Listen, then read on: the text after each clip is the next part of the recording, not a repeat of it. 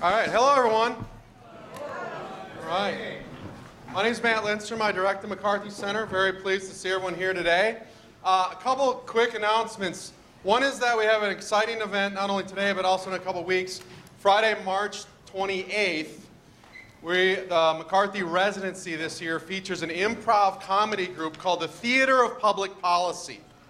They'll be here for a couple days, visiting classes, talking to administrative staff, faculty, and whatnot of both campuses. And then on Friday night, we are tapping, he's shaking his head, he knows what's coming. We are tapping the wit and wisdom of Dr. President Mike Hemesath and Dr. Marianne Benninger, who will be our experts on stage with the improv comedy troupe, Theater of Public Policy. I highly encourage you to attend this. I've seen the theater before. They're funny, they're smart, they're agile, and very entertaining. One kind of thing that you need to know about is we have free student tickets, and I have a pile of them here in my hand. Tyler Brown also has a stack. If you want a ticket, and if you're a student, just come up after or during if you have to leave early, and we'll give you a ticket. You can also call Fine Arts Programming and so forth. It is, by the way, for students, an FAE, and it is free, and it will be funny and entertaining and educational. With that, I want to quickly transition to our panel today. As you know, Ukraine's been in the news quite a bit. We have a distinguished group of folks with us today, and I want to thank all four of them for taking the time to prepare and to come today to share with us their thoughts, ideas, and questions about the Ukraine. Also, there'll be plenty of time for you all to become a part of this. I'm going to pass this around about the Theater of Public Policy, and thanks again for being here. We are going to stop at 6, but if you want to get up, move around, or whatever, that's kosher. So, Melissa. Cool. Thank you so much for coming this evening for our event, Ukraine on the Brink. My name is Melissa DiOrio, and I'm a senior political science major, and I'm a student coordinator at the McCarthy Center. And I'm joined by Mackenzie Diver, a sophomore political science and French double major, and we're going to be interviewing our distinguished panel tonight. We are joined by SJU President Michael Hemesath. President Hemesath has taught courses in international economics and Soviet and post-Soviet economics. In addition, he has taught the master's degree program in Kiev at the, Mohyla Academy. Sorry. And President Hemesath has also led off-campus study programs to Russia. We are also joined by Dr. Nick Hayes, who is a distinguished writer, professor, political commentator, or media commentator, and the university's chair of critical thinking. He has received numerous awards, including an Emmy for his work on Russia. I'd like to thank you all for joining us tonight. And again, before we begin, I'd like to draw attention to the handouts that are available on the back table to give everyone a frame of reference of the conflict in more detail, if you would like. And to again say that you're free to move around, and please feel free to ask questions. We really value student participation. So first, I'd like to draw your attention to the picture on the title slide. Yeah, this is just a really amazing photograph that was brought to our attention by actually a Twitter feed from the Washington Post. But it's really amazing because on the left-hand side, you see a picture of the Independence Square in Kiev. And this is a picture from 2009. So that gives you an idea of how it might have looked before the protests began. And on the right-hand side, we have a picture that was taken on February 20th.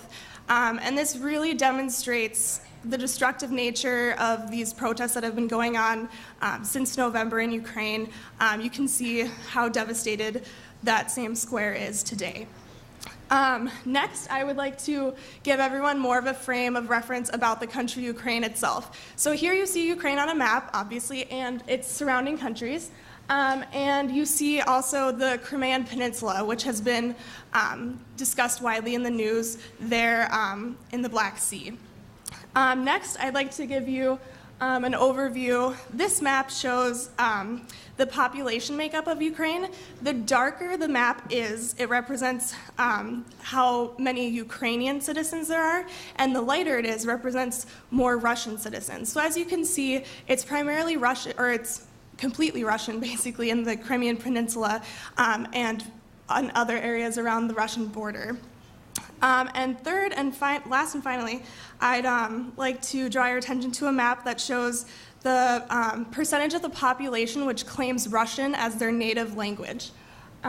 So as you can see, the darkest is those who represents 75% or more of the population claiming Russia as their native tongue. So as you see, Crimea again is very dark, and then you can see the rest of the map there. Finally, before we interview our guests, I'd like to just give a very brief overview of what has taken place in Ukraine since November so that everyone kind of has a basic frame of understanding for our conversation tonight. Protests began in Ukraine in November when President Yanukovych abandoned an agreement which would have sought closer ties with the EU to pursue closer relations with Russia. The public was not happy about this, and this is what spurred protests. And these protests continued off and on since November and have been particularly destructive, as you can see in the first photo. And they've been violent with many protester deaths as police have opened fire on protesters. On February 22nd, President Yanukovych disappeared and an interim government was placed, placing his rival Tymoshenko as the interim president. About this time, late February, protests began in Crimea. And this was over whether or not the Crimeans wanted to become a part of Russia. So on March 1st, the Russian parliament approved the use of troops in Crimea. And on March 6th, the Crimean parliament officially asked to join Russia and proposed a referendum to this effect, which would be voted on March 16th. So currently, Russia does maintain a presence within Crimea, and negotiations are being discussed between all parties, the US, the UK, Ukraine, and Russia. And yep, so with no further ado, I'd like to open by just asking both of our panelists to give a more detailed description of their knowledge of the region and kind of, what first got you interested in the region, because your expertise is very interesting. So I don't know if Mr. Hemesath, if you would like to start. My initial interest in the region came as I was working on my dissertation, or on my PhD, and I got interested in international trade. And I thought it would be interesting to look at U.S. trade with the West. At that point, just to tell you how old I am, it was still the Soviet Union, which none of you were alive to see. So really, it started with my interest in economics, and it just happened to be that that was a region where I thought some interesting economic ideas and hypotheses could be tested. Well, as I told my senior sim this afternoon, I guess I got interested in Russia in 1967, when I read Vladimir Nabokov's Memory, his autobiography, the Russian novelist. I'm actually trying to write a book now and explain my lifelong obsession with Russia. So I made a career out of it. And in the interest of full disclosure, I'm a specialist in two countries that don't exist, the Soviet Union and Yugoslavia. So they both disappeared on me. More seriously, I have a strong interest, both of the mind and heart, in the problem of ethnic and national conflict, particularly in the post-Cold War era. I have a deep abiding fear that the slaughter of the Yugoslav wars in the 1990s was not an exception, but a model that could recur in other venues.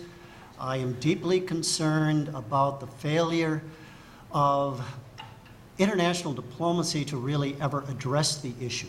So I see the issue of Ukraine in that context.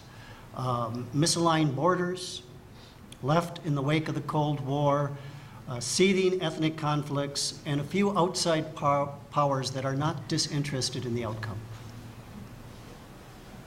So, thank you for that. I guess what I'd like to ask is, as this conflict has played out, more and more players have become involved, more international players. And I was wondering what your opinion is as to the events that have unfolded in Ukraine, the economic, was the economy a crucial factor in this, or is there some other reason that these events have played out? And is the Russian response to this surprising to you? Why don't we begin with Dr. Hayes? And The question was international interest in the outcome? It's kind of three-part. question. So I'll respond it as if Mr. Putin was joining us. Okay. He would tell you, number one, there is no more sensitive issue in Russian politics today than the plight of what they call the near abroad, and the Russians who live in them, Russian speakers who have been left outside the Russian Federation. Number two, he is deeply suspicious of the eastward expansion of NATO and our policies of regime change. He believes we had a hand in the revolution in Ukraine in 2004, rightly or wrongly. He believes we had a hand in the demonstrations that built up. He believes we have ulterior motives. And his interest is definitely to preempt that kind of pro-Western regime taking over in Kiev. Yeah, I think what's going on here at its most basic level is an interest in economics on the part of Ukrainian people. By and large, and not counting Crimea, they're a slightly different kettle of fish. But Ukrainians have a very low GDP per capita. GDP per capita in Ukraine is just under $4,000 per person. What's GDP per capita in the US? Any econ students out there? This is a number you should know. Ballpark figure? Not bad. 50,000 per person in the US versus 4,000, under 4,000 in Ukraine. So Ukrainians want their GDP to grow. They want a better standard of living. They want to fulfill the promises that have been made to them for 25 years about the fact that now that they're independent, they'll have a chance to have a European standard of living. That's what they're focused on, and that's why they were looking toward the European Union, which was the incident that set off this particular round of protest. Vladimir Putin, on the other hand, looks at the world through political lens. To quote from a recent piece that Dr. Hayes wrote, Putin said at one point, there's no such thing as an ex-KGB man. And I think that kind of captures his worldview. He looks at the world through a political lens. He's worried about the West encroaching on the former Soviet Union, and he would like Russia to retain or refine its great power, superpower status. And he's willing to do almost anything to make that happen. And so I think you have this tension between what the Ukrainian people want, which is to look west because they want a better standard of living, higher growth, et cetera. And I think you have Vladimir Putin looking at Ukraine saying, we absolutely cannot have a Western country on our border. In fact, we'd like this country to stay very closely within our orbit going forward. So I think there's a fundamental difference of worldview between what the Ukrainian people want and what Vladimir Putin and the Russian people want as well. I think they are with Putin on this one. So you see the role of Russian troops in Crimea as a preemptive kind of maneuver to take over Crimea or to kind of bring that back into their sphere of influence? Oh, I'm sorry. So I asked President Hemesath, does he see the role of Russian troops in Crimea as a preemptive maneuver to bring Crimea back into the sphere of influence of Russia? I think in Crimea there are two objectives. One is actually to bring Crimea back into Russia proper, to change borders. And I think secondly, they're in Crimea to tell the rest of Ukraine, don't start looking west. You're going to stay part of Russia's sphere of influence.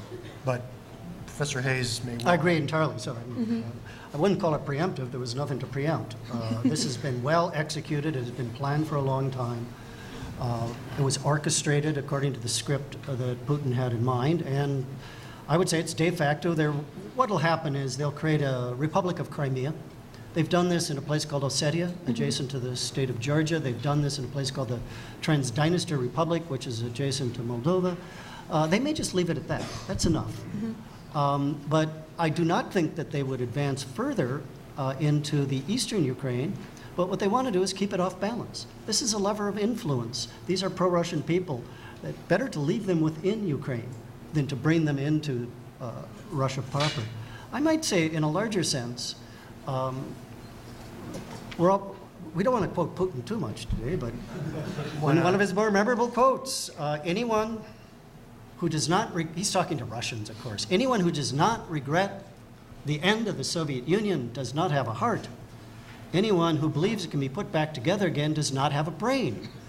And in this case, he's very selective.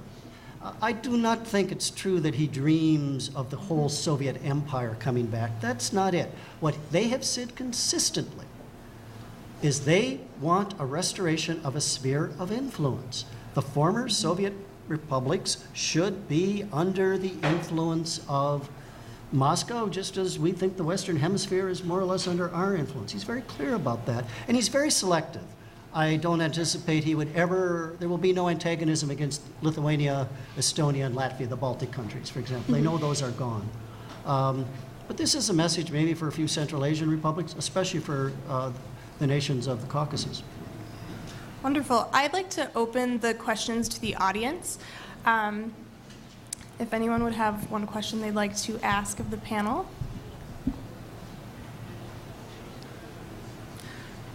What is, are there like a strategic or economic value to Crimea?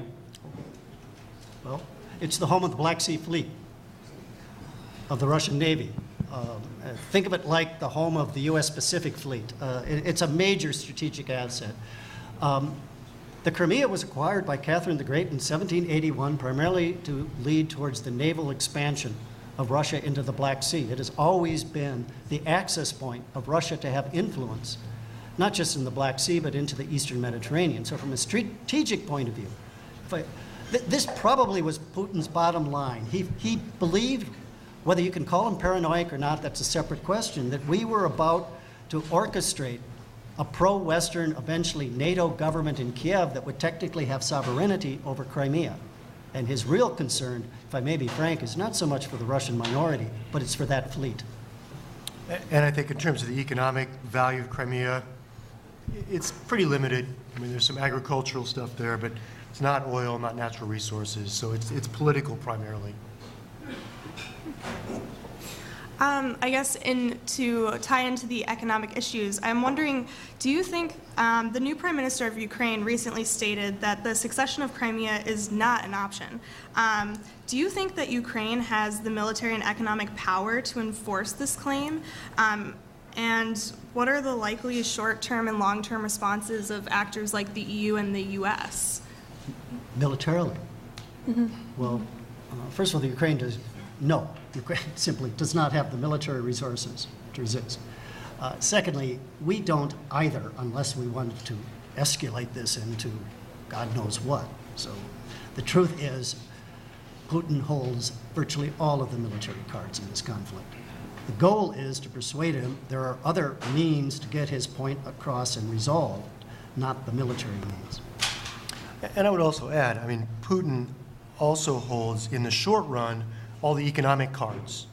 The problem with Ukraine and the problem with Western Europe is they have allowed themselves to become so dependent on oil and gas from Russia that in the short run, they can do almost nothing to stop Russia from doing what it wants in Crimea.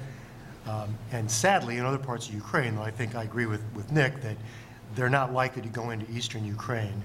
But in the short run, because oil and gas, they're so dependent on oil and gas from Russia, Ukraine can do almost nothing, and Western Europe will do nothing, I think.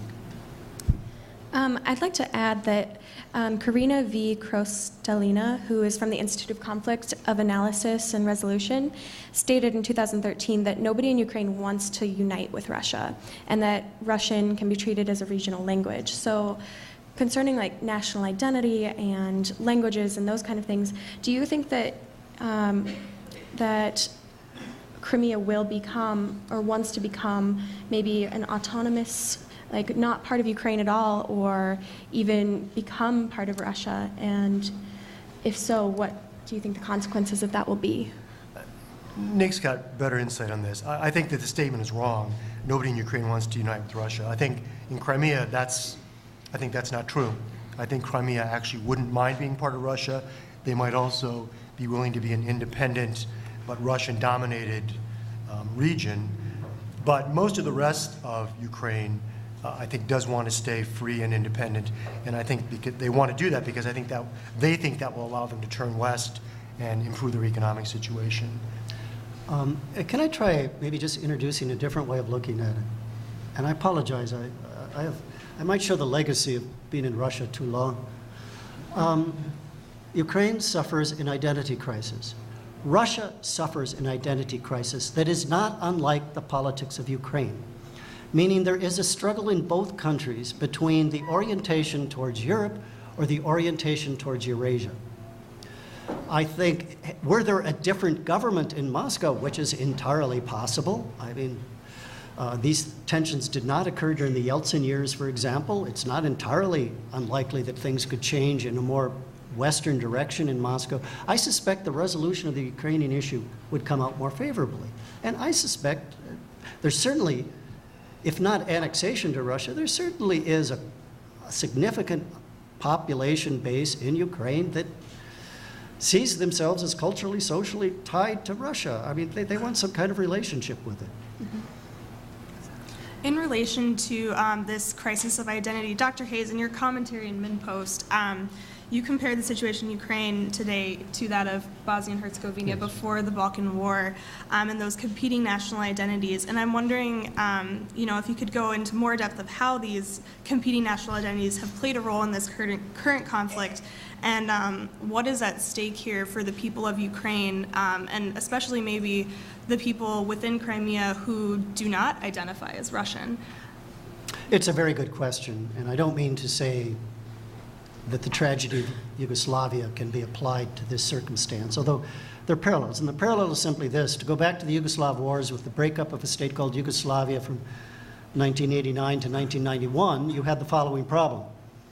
The dominant, powerful group, the Serbs, were left with kind of a rump Serbian state. Outside of its borders were left many Serbian nationals who, let us say, make up roughly, 1/3 of the population of a place called Bosnia, 20% of the country called Croatia.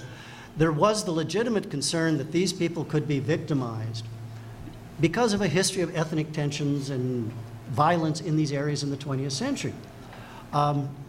Frankly, Ukraine has not exactly been innocent in terms of ethnic violence in the 20th century. That's the pretext of the issue. The danger, though, is what Serbia did was to arm, support, and inflame this kind of conflict. I honestly don't think Putin's that dumb to do that. I don't think that's really his agenda, although he is very close to it in terms of conflicts that could set up in the Crimea, but I don't think he would actually go that far. I was trying in that article to make a different point, actually. The legacy of the Cold War has been an intensification of ethnic and national conflict in Eastern Europe, not its reconciliation. To me, that is the greatest danger. Can I just follow up on that? This is a little bit risky for an economist to get into politics and issues of ethnicity, but I'd like Dr. Hayes to comment on this. In some ways, I think the parallel doesn't work in quite the same way, because Russians and Ukrainians, while they are arguably different, they have different languages, and there's some difference ethnically, I suppose. Religiously, they're almost identical, and their history, if you go back 1,000 years, and in that part of the world, they tend to remember back that far. Ukraine and Russia both came from kind of the same base in Kiev. Kiev and Rus was kind of the region that spawned both Ukraine and Russia. So in some ways, the differences between the two groups are far less stark than existed in the former Yugoslavia. So I guess I'd be interested to hear Dr. Hayes reflect on that piece a little bit, and whether these issues are really as stark as Putin and Ukrainian nationalists might like to make them. They're absolutely not. In a way, the comparison to Serbia applies here. The Serbs lamented, eulogized, fought for a place called Kosovo, which was the historic birthplace of the Serbs, and ended up now in a separate state. The birthplace of both nations is Kiev. The birthplace of orthodoxy in Russia and Ukraine is Kiev. The people were called Ruses. Russians see this as their historic birthplace. In a larger, Ukraine was incorporated into the Russian Empire in 1654. Not the western portions, but the core hard area. Russians cannot look at their history without the Ukraine as part of it. I was just thinking as I walked in, 20th century writers, Boris Pasternak, Anna Akhmatova, Mikhail Bulgakov. I can go on in the list of prominent Russian cultural figures that have their roots in the Ukraine. There is this larger kind of sense of a shared fate or a shared identity. And I do want to come back to my small point. That is, just as there is a split between eastern Ukraine and, say, the city of Lvov, and please note that I use the Russian forums. I can't help it. I'm sorry. I memorized them too long ago. In the West, where that is the center of a pro-Western, pro-European orientation. If we were talking about St. Petersburg, Russia, we would have much of the same argument now, where you have this strong, more liberal Western orientation that, frankly, is pretty much at odds with the current government. And one other footnote, and protested against the presence of Russian troops on, what is it, Sunday the 2nd of March. So there has been protests in Russia against Putin's action. I noticed a couple hands in the audience. I'd like to open it back up to questions from the audience for pretty much the remainder of our time. Any bennies in particular? No. Okay. I have two loosely related questions. They both have to do with American foreign policy, one way or another. One is that we do have treaty obligations to Poland, which borders on Ukraine. And does Poland have anything to worry about? Is that really a non-issue? And second, there have been critics of President Obama that claim that this happened, the timing of it was because Obama showed weakness, or we've cut military spending somewhere else, that is the cause of Putin's action in this case. Can you address either of those? Should Poland be in any way nervous about this? And is this related in any way to actions taken or omissions by the Obama administration? Mike, you?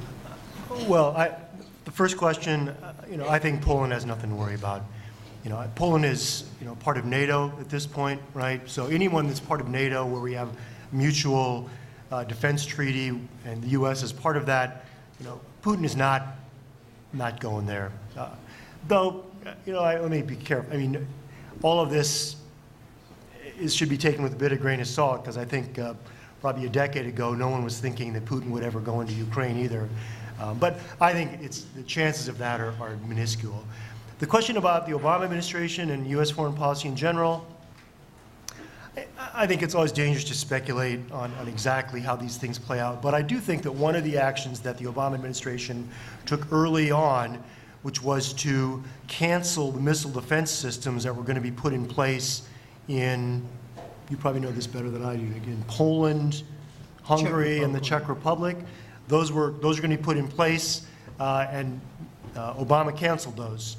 And I think that sent a signal, at a minimum, that he didn't view, or the foreign policy of the Obama administration did not view Russia as being particularly threatening to Europe in general, Western or Central Europe in particular. And I think that may well have emboldened Putin. Syria, it's pretty hard to argue that showered much glory on U.S. foreign policy and our willingness to take a hard stand. Would Putin have acted differently if we'd actually, done some bombing in Damascus? I don't know. Well, Jim, let me, first of all, you're right about agreements. Moscow signed the Budapest Memorandum in 1994.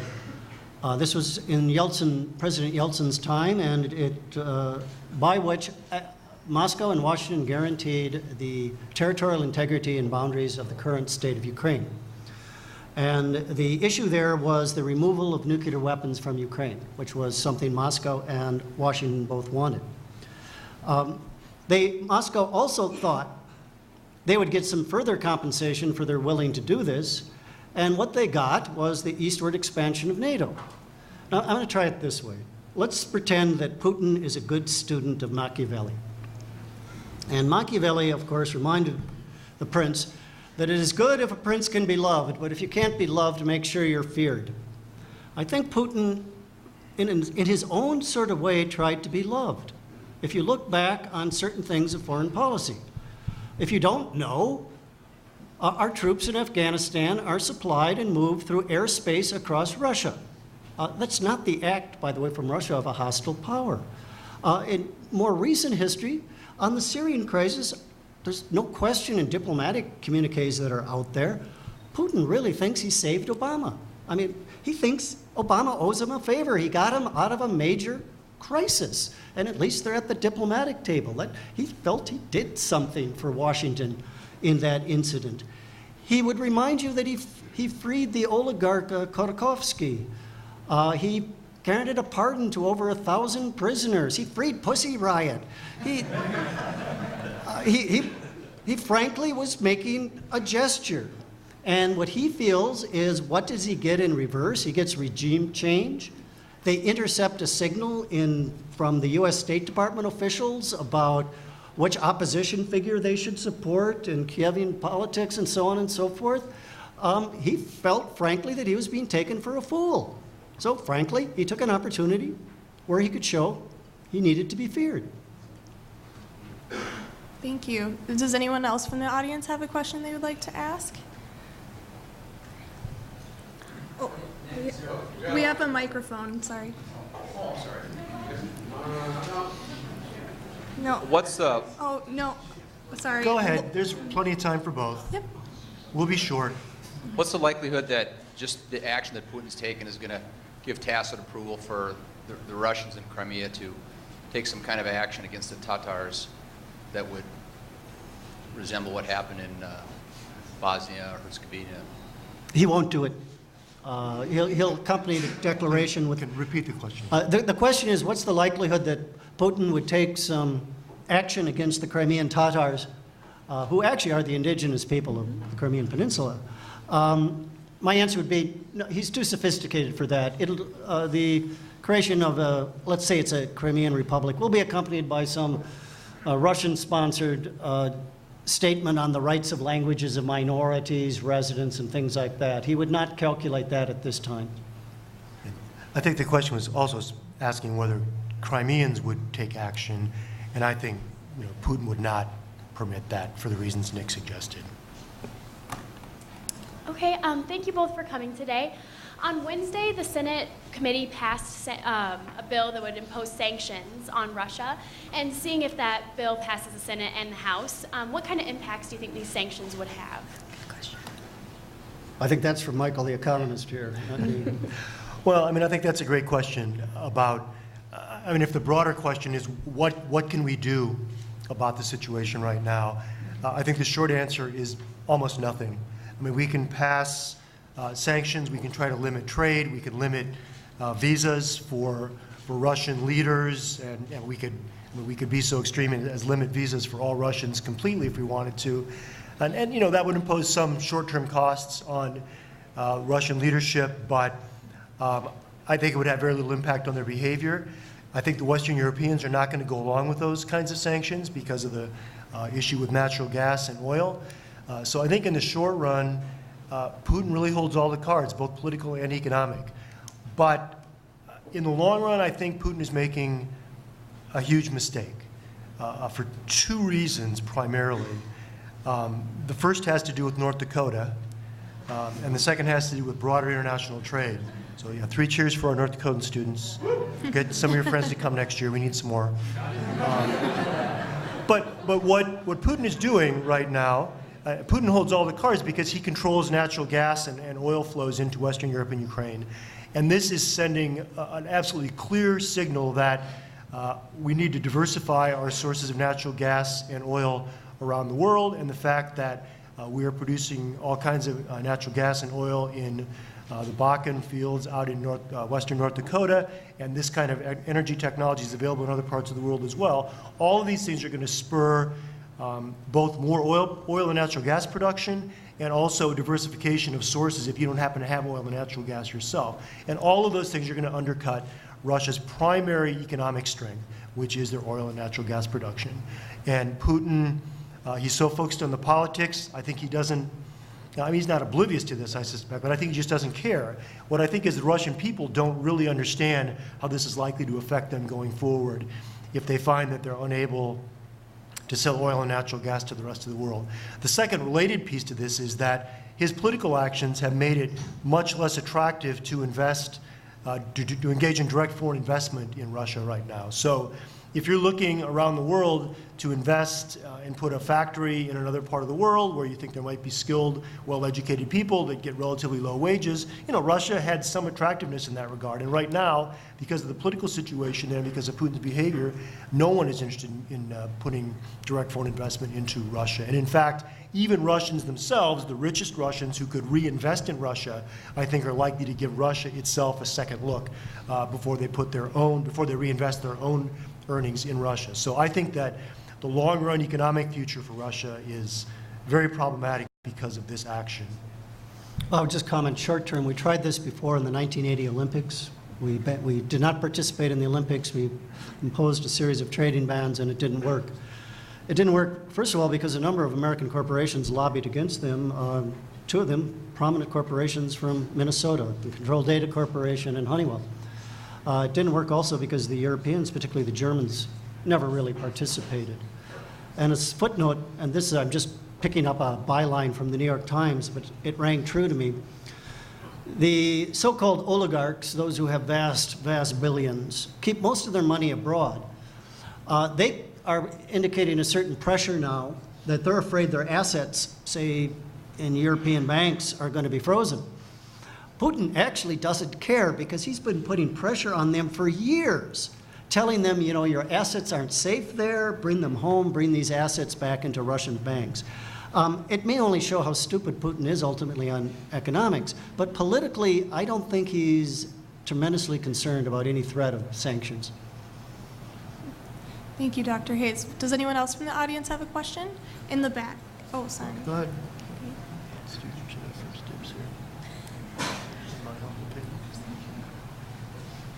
Putin has pointed out that there's a strong right-wing faction within the protests from the Maidan, and indeed that they put up a large banner to Stepan Bandera, who was a Nazi collaborator.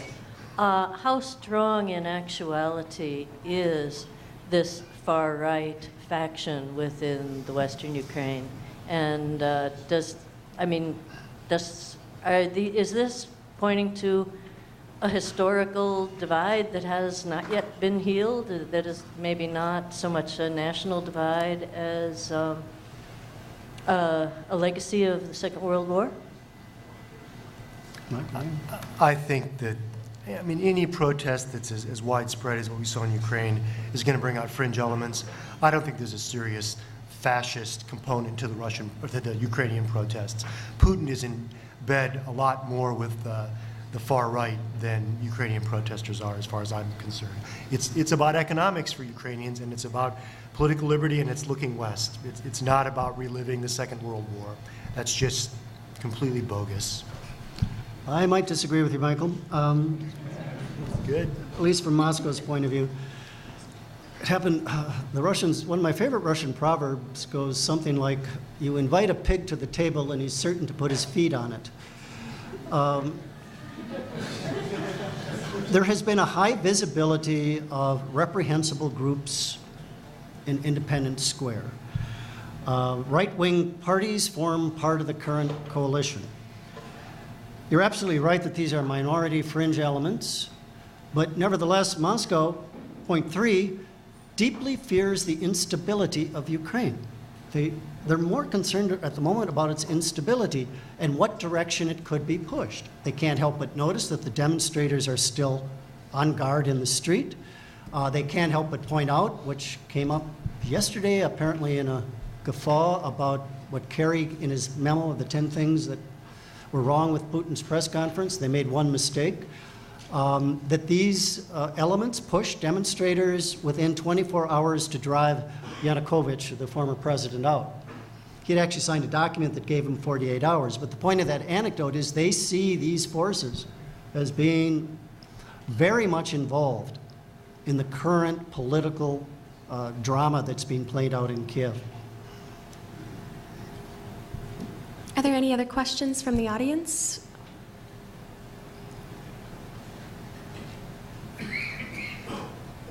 So say Crimea does fall through and separate itself from Ukraine, then would the actual remaining part of the country have enough economic abilities to join the EU, say like they wanted to and like they had set out to. I mean, the EU has stringent economic entry requirements, and it's right on their country's doorstep. Croatia joined last summer, and Serbia has opened its extension treaties. So would they still be able to, and if yes, how many years would that be? Can we repeat the question? Should I repeat the question? I think the question is, with the, say, secession of Crimea, would Ukraine still qualify for EU membership, and how many years would that be out? Do I correctly paraphrase you? Michael? You know, in an ironic way, the departure of Crimea would help Ukraine in one tiny fashion. The European Union would be very nervous about a country the size of Ukraine joining the European Union. So losing a little bit of population makes them slightly more palatable. It's the same issue that Turkey faces as they look at possible EU membership. I think that that's the one thing that the European Union can do to help ease this crisis in the short run, is to offer some sort of path toward membership for Ukraine. But I think that's decades away, not years away. It's just too many people. If EU membership actually means open borders, to have 40 million, 30 million Ukrainians flooding into Western Europe or even Central and Eastern Europe looking for jobs because the economy is such a mess there, the European Union is not interested in that at all. So they might be able to negotiate some sort of intermediate status where there's a free trade possibility, but there's not the free movement of people, so goods can move back and forth, but people can't move back and forth. But they're so poor right now that the ability of Ukrainians to actually be part of the European Union, I think, is a generation away, sadly. And we're in absolute agreement on that point. In fact, Ukraine would be more attractive, as Michael said, if these eastern sections were removed. Does the European Union really want the kind of old Soviet Rust Belt as part of it, and so on and so forth? So I also think Putin's making a classic East European political mistake when he thinks this through. To do that, I'll say a quick analogy about Stalin and Poland. In the post-World War II settlement, Poland, which had been a large multi-ethnic state, was made into a small rump Poland that was almost 98% Polish and pushed westward. That was Moscow's design to kind of weaken Poland. But the result was they created this intensely nationalist state that was militantly anti-Russian. Had they left the old boundaries in place, it would not have been so. Putin is wants to create this smaller Ukraine and get the Russian eastern population out of it. He would be politically much smarter to leave the Russian population within Ukraine that would be a lever of influence, would be pro-Russian, and frankly be a headache for the Kiev government. Thank you very much. Do we have another question in the audience? Does nobody on the right here have any questions? You guys too close to the beer and pizza? First of all, thanks for the North Dakota shout out. All one of us enjoyed it. Yeah. You can double the population next year. Yeah, exactly.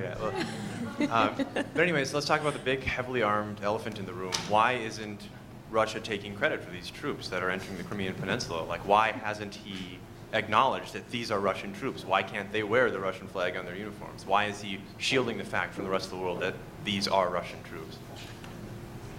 Because he has the tiniest shred of decency left? I don't know. It doesn't make much sense. It's pretty clear what's going on.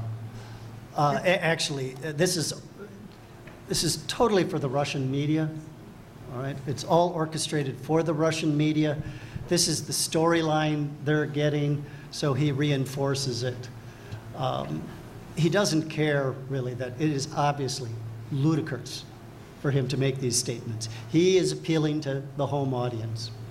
And the other thing he can claim is that if these are potentially Crimean citizens who've risen up, that makes it seem even more likely that, in fact, Russia is being welcomed into the Crimea. So maybe that's part of what's going on. He allows him to say that we've been invited in because Russians are so interested in having us here. I'd like to ask a question actually about media, and I know the American media portrays Russia primarily as a threat or maybe even potentially an enemy of the US or of like our interests in Ukraine. And I was wondering, based on this, that how are our relations with Russia, based specifically on the issue in Ukraine, going to proceed from here, in your opinion?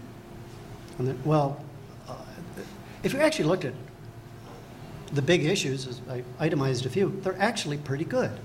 Our troops fly over Russian airspace. Russia intervened in Syria for a diplomatic settlement. I mean, on larger issues, we actually do cooperate. I think the most disturbing thing of this crisis is that it has been a catalyst to kind of resurface all of these Cold War attitudes and this anti-Russian sentiment. Russia is simply the enemy for whatever reason the United States loves to hate. And I find it to be a total exaggeration and I am, above all else, most deeply concerned by that aspect. It's best to, if I may use a phrase from Tom Friedman of the New York Times, Russia is one of those relationships that he calls frenemies. Frenemies, kind of like China. You just got to get used to the fact that there are other regional powers that sometimes help you, sometimes oppose you. Russia falls much more in that category, and it certainly doesn't want prolonged hostility with us. Well, we might disagree slightly here in that one as well. I think that part of what's going on in the media is that, you know, over the past 25 years after the breakup of the Soviet Union, I think that we have, there's been a kind of schizophrenia about our attitudes toward Russia.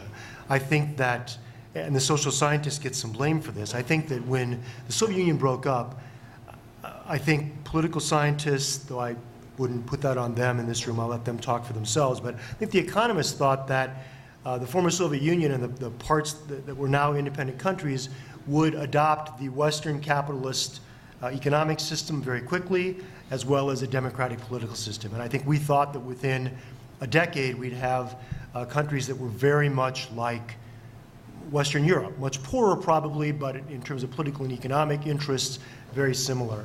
And I think we are obviously wrong about that. I think that the cultural changes and the institutions in these countries and the attitudes take a lot longer to change than the 10 years we might have hoped for.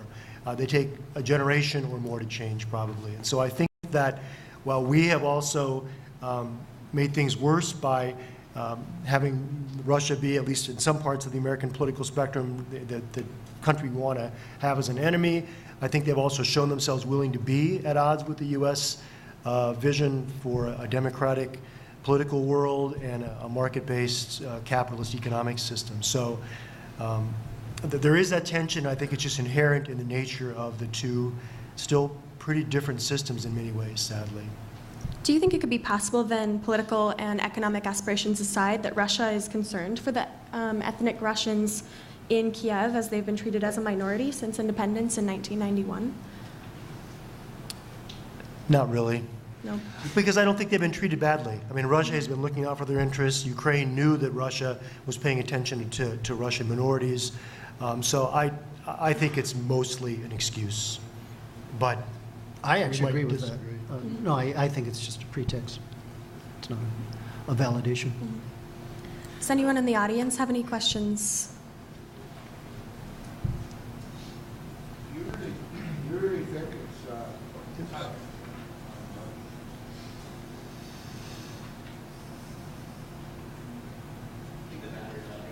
just say it loud, we'll repeat it. Do you really think it's realistic that we could actually supply the EU with natural gas and use that as a political tool? To me, it's a farce. You would have to guarantee a supply for 25 or 30 years before the EU would ever move. And we can't form a cohesive energy policy in our own country, and now we're going to use that as a political and economic tool. And a follow-up, why would the EU even want Ukraine? They've had so much economic problems with the members that they have, and there's nothing there but a pipeline and access to the Black Sea. So the question was, is it realistic for the U.S. to supply natural gas and oil to Western Europe? And the second part of the question was, would EU really have an interest in Ukraine because economically they're so poor and have relatively little to offer the EU? I think that in the short run, our ability to supply natural gas and oil to Western Europe is pretty limited, but we could change some of our export controls for energy exports, and we are going to start exporting energy in the not too distant future. If we haven't done so already, we may be at that tipping point. Could we supply all of the natural gas and oil? No, but might it change the attitudes toward fracking and other kinds of oil production in Western Europe itself, which apparently has some of these resources available? I think yes, it could possibly. But again, it's not 5 years, it's not 10 years, but I think that this is likely, unless political memories are so short, I think this is likely to get the attention of Western Europeans. As for Ukraine, Nick can comment on this as well, obviously. Right now, they don't have a lot of natural resources to offer, but they do have a lot of agricultural land. That they are the kind of the breadbasket. They were the breadbasket of the former Soviet Union. So I think that in terms of providing agricultural products for Western Europe, I think that could be an attractive potential comparative advantage for them if they join the European Union. But you're right, that is not a short-run issue. I think the European Union, they're just far too poor right now. So just to get a comparison, Greece, one of the poorer Western European countries, has $22,000 per capita GDP. Czech Republic, Poland, about $14,000 a year GDP. Again, Ukraine is a third of that.